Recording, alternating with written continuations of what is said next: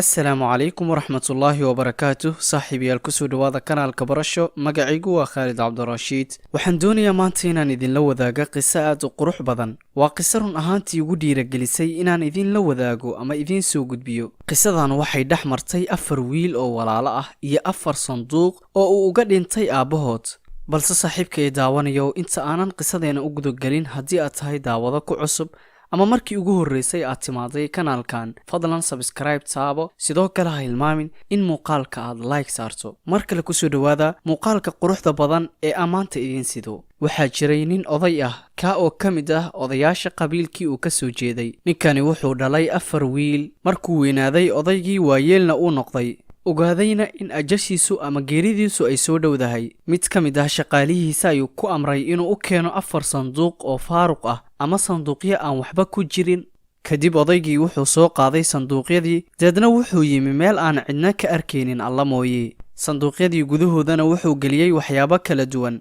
mid kastana wuxuu ku qoray magacyada wiilashiisa ee 4 ahaa macnaha sanduuq kasta waxa uu ku qorayay wiil gooni ah 4 sanduuqna waxa uu ku kala qoray 4tiisa wiil sanduuq kastana waxa uu geliyey wax u gooni ah intaa kadib 4tiisa wiil ayuu u yeeray wuuna kulmiyey wuxuuna ku yidhi wiilasheeda adduunyada laguma waarayo oo cid kasta way ka tegaysaa oo way geeriyoonaysaa aniguse waxaa soo dhowaatay geerideeda balse 4tan sanduuq aad arkaysaan ayaa mid kasta u diyaariyey qof kastana sanduuq ayaan magaciisa ku qoray si cadaalad ah ayaana u qeybiyey laakiin waxaan idinku xirayaa shardi sanduuqan cid kasta waxay furi kartaa oo keliya markaan geeriyoodo raallina ha ku noqdo mid kasta waxa ku soo aado balse haddii aad dhexdiina iskhilaaftaan oo aad ku heshiin weysaan mid kasta waxaan u diyaariyey u taga oo u noqda xaakimka loo yaqaano fulaali waana nin caan ku ah xikmad caqli iyo goynta garta allana waxaan idiin weydiinayaa hanuun iyo toosnaan maalmo un kadib waxaa geeriyooday odaygii dhalay 4tii wiil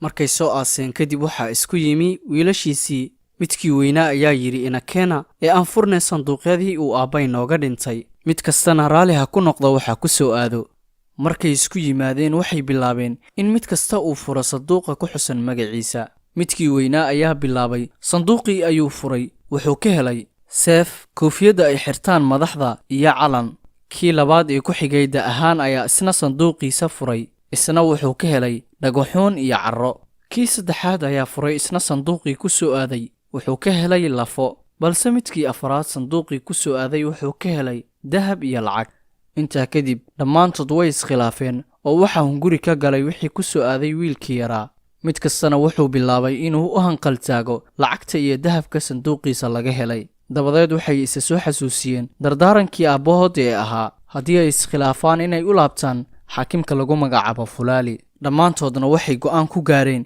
inay aadaan xaakimkii uu aabbahood u tilmaamay ninkani xaakimka ah waxa uu degan yahay tuulada ay ku nool yihiin tuulo ka fog waana tuulo saacado loo soconayo dabadeed dhammaantood waxay isku diyaariyeen safar waxay bilaabeen safarkoodii dhammaantoodna waxay ka tageen tuuladoodii markii ay socdeen oo ay jareen 4 meelood meeshii ay u socdeen waxay waddada kula kulmeen mas yar oo waddadoodii isku jaray midkoodii ugu yaraa baa wuxuu damcay in maskii uu wax ku dhufto durbadiiba maskii ayaa afkii kala qaaday oo wiilkii waxa uu ku sigtay in maskii uu waxyeelo u geysto intaa kadib way ka soo carareen ilaa ay maskii ka badbaadeen dabadeed safarkoodii ayay sii wateen muddo markay socdeen oo ay jareen 4 meelood 2 meel meeshii ay u socdeen waxay arkeen geel ku nool meel cidlo ah meel qalalan oo aan ku oolin wax coos ah waa dhul gayaan ah saxaro ah aan ku oolin wax coos ah haddana geelka markaad fiiriso waa mid cayilan oo buuran arrinkii aad ayay ula yaabeen waxay isweydiiyeen oo xagguu geelkani ka keenaa cunnada uu cuno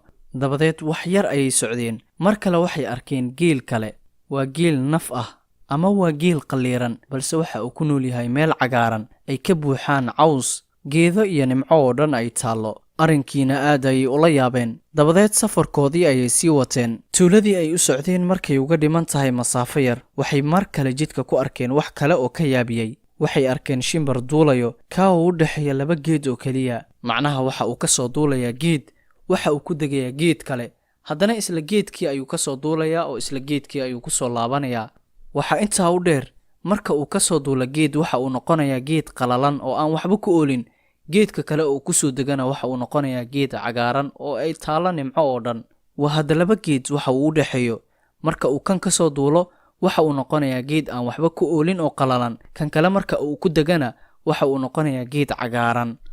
geedka cagaaran marka uu ka duulana waxa uu isku bedelayaa geed qalalan oo aan waxba ku oolin.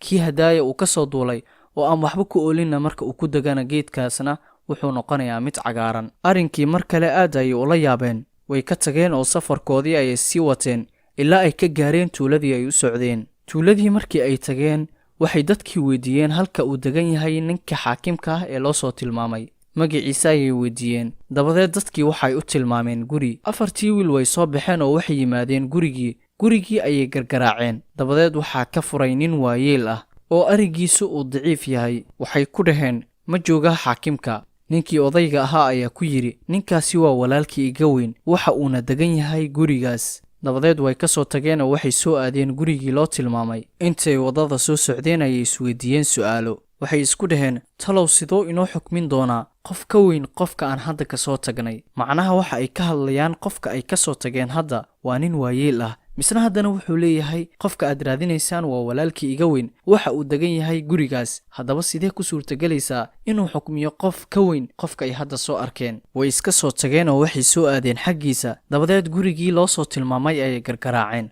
waxaa ka furtay haweeney. waxay ku dhaheen, ma degan yahay xaakim hebel? islaantii ayaa ku tidhi, haa wuu degan yahay ee soo dhowaada, soona gala inta fadhiista ilaa uu idinkaga imaanayo. way soo galeen. dabadeedna waxay u keentay qahwe. markii ay laasteen oo ay dhammaysteen qahwadii waxa u soo galay qaadigii ama xaakimkii. wuu salaamay.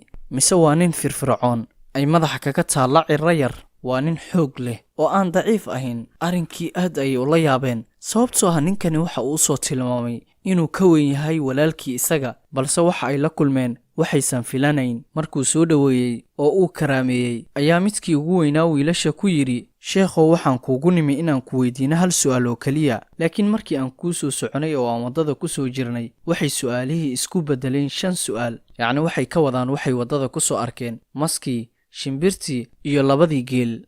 wiilkii weynaa ayaa hadalkiisa sii watee wuxuu ku yidhi, sheekhii, waxaan waddada ku soo aragnay 4 waxyaabood oo inaga yaabiyey oo aan ku wareernay fasiraaddooda. waxaan doonaynaa in 4taas su'aala ay naga jaahil bixisa marka hore, kadib ayaan u gudbaynaa su'aasha aan u nimi halkan. sheekhii ayaa ku yidhi, soo daaya 4 su'aal ee aad kula kulanteen waddada, ilaahayna ha i waafajiyo su'aalihiina jawaabahooda. wiilashii midkii weynaa ayaa yidhi, sheekhu, su'aasha koowaad waxay leedahay, waxaan waddada ku soo aragnay mas yar. markaan damacnay inaan dilna afka ayuu furtay ilaa uu naga diiday inaan waddadii u soconay marno.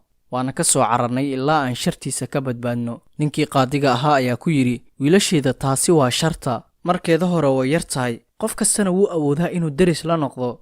sababtoo ah waxaa laga yaabaa qofkani inuu deris la noqdo ama waxaanan khayr ugu jirin oo shar ugu jirta inuu sameeyo, kadib hadhowdii ay ku weynaato shartii. sheekhii ayaa hadalkiisa sii watee wuxuu yidhi, sharta markay ku soo gelayso way yar tahay ama ay kula soo darisayso way yar tahay, balse markay muddo ku haysato way kugu weynaanaysaa oo dhibaato badan ayaad dareemaysaa. dabadeed sheekhii wuxuu yidhi, soo daaya su'aasha labaad ee aad haysaan. mid ka mid ah wiilashii ayaa yidhi, sheekho, waxaan waddada kula soo kulannay 2 geel. mid waxa uu ku nool yahay meel qalalan oo aan wax coos ah ku oolin, haddana wuu buuran yahay oo wuu cayilan yahay. sidoo kale waxaan soo aragnay geel ku nool meel barwaaqo ah, dhul cagaaran, doog iyo biyaba leh, haddana waa geel qalliiran oo naf ah. taasina maxay tahay? sheekhii ama qaadigii ayaa ku yidhi, geelka koowaad ee aad aragteen ee ku nool dhulka gawaanka ah, misna uu yahay mid buuran oo aan ka muuqanin wax gaajo iyo abaar ah. geelkaasi aad arkaysaan wuxuu la macno yahay qof ku qancay alla wuxuu siiyey, wuxuu haystana mar kasta ku faraxsan, raallina ku ah waxa gacantiisa ku jiro.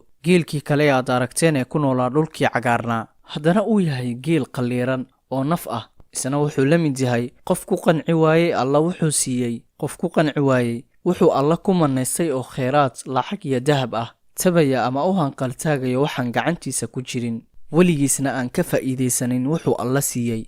dabadeed ninkii qaadiga ahaa ayaa ku yidhi wiilashii, soo daaya wiilasheeda su'aashiina 3aad. mid ka mid ah wiilashii ayaa ku yidhi ninkii qaadiga ahaa, waxaan waddada ku soo aragnay shimbir u dhaxeeyo ama u duulaya 2 geed oo keliya. markuu mid ku soo dego wuxuu noqonayaa cagaar, kan kale uu ka soo duulana wuxuu noqonayaa gawaan ama mid qaleel ah. marka uu yimaado kan qalalana wuxuu noqdaa mid cagaaran oo qoyan. haddaba taasina maxay ka tarjumaysaa oo ay la micno tahay? qaadigii ayaa ku yidhi, haa wiilasheeda, su-aashaasi waxay tilmaamaysaa nin guursaday 2 xaas. haddii uu mid u yimaado tan kale ayaa xanaaqayso, haddii uu u yimaadana way raali noqonaysaa, balse tan kale way xanaaqaysaa. arrinkiisuna waa sidaa. dabadeed mid ka mid ah wiilashii ayaa yidhi, su-aasha afraad waxay leedahay, markaan imaannay tuulada oo aan adigu ku weydiinay dadka, waxay noo tilmaameen guriga walaalka gurigiisa markaa tagnayna wuxuu inoo soo tilmaamay gurigaaga, balse walaalka gurigiisa markaa tagnay waxaa inaga furay oday waayeel ah, arigiisana uu daciif yahay. qaadiga aawe markaa ku dhahnayna wuxuu inagu dhahay, waa walaalkayga weyn wuxuuna degan yahay gurigaas, balse markaan adiga ku aragnay waan yaabnay oo waxaan sugaynay mooye wax kale ayaa inoo yimaaday. haddaba arrinku waa sideese wax u jiraan? waa maxay sirta ku jirta arrinkani? maxay tahay sirta ka dambayso caafimaadkaaga iyo firfircoonidaada? dabadeed qaadigii ayaa ku yidhi, waa sax, ninka aad soo aragteen waa walaalkii iga yar, wuxuu qabaa islaan carab xun, caqligeedana uu yar yahay, maalin alla keenana way caysaa oo way la dagaashaa, allana waxaan ka baryayaa inuu dhibka ka dulqaado. balse aniga alla ayaa mahad iska leh, waxaan ku noolahay nolol qurux badan, waxaan qabaa xaas wanaagsan, hadal jilicsan, sidaad idinkuba aragteen. waad imaateen anigoo hurdo, intaysan isoo kicinin ayay idiin diyaarisay qahwe, markaad laasateen kadibna way isoo toosisay, idinka ayaana idiin imaaday. intaa kadib mid ka mid ah wiilashii ayaa ku yidhi, sheekhii, haddaba waxaan ku weydiinaynaa su-aasheenii 5aad ahna su-aashii aan u imaanay halkani. qaadigii ayaa ku yidhi, soo daaya su-aasha aad halkan u timaadeen. mid ka mid ah wiilashii ayaa ku yidhi qaadigii, waxa ina dhalay odayga qabiilkeena, waxayna u tilmaameen qabiilkii ay ka dhasheen. intuusan dhimanin ka hor wuxuu inoo diyaariyey 4 sanduuq oo uu ku xusay magacyadeena, wuxuuna inoo dardaarmay in sanduuqaasi aan furno markuu geeriyoodo kadib. haddii aan isku qabsano waxa meesha ku jirana aan adiga ku imaanno. markii uu dhintay kadib ayaan furnay. midka inoogu weyn sanduuqa magaciisa ku xusan waxaa ku jiray ama uu ka helay koofiyadda madaxda, seef iyo calan. midka xigay sanduuqiisa waxa uu ka helay dhagaxuun iyo carro.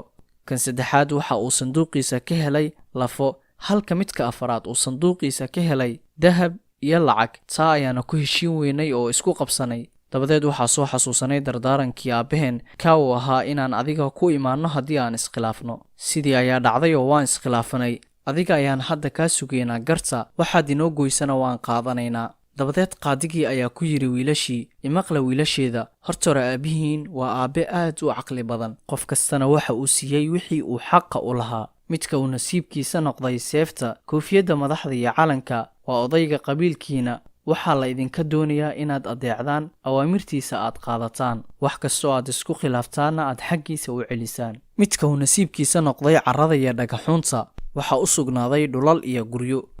midka saddexaad ee uu noqday nasiibkiisa lafaha, kaasna waxaa u sugnaaday xoolo fara badan, geel, lo, fardo iyo ariba. ama kan afraad ee uu nasiibkiisa noqday dahabka iyo lacagta, waa kiina idinkugu daciifsan. hana ilaabina oo meel cidlaha uga tagina haddii ay ka dhammaadaan xoolaha uu haysto. micnaha haddii uu dhammaado xoolahan ama hantidani uu haysto, ha uga tegina meel cidla ah.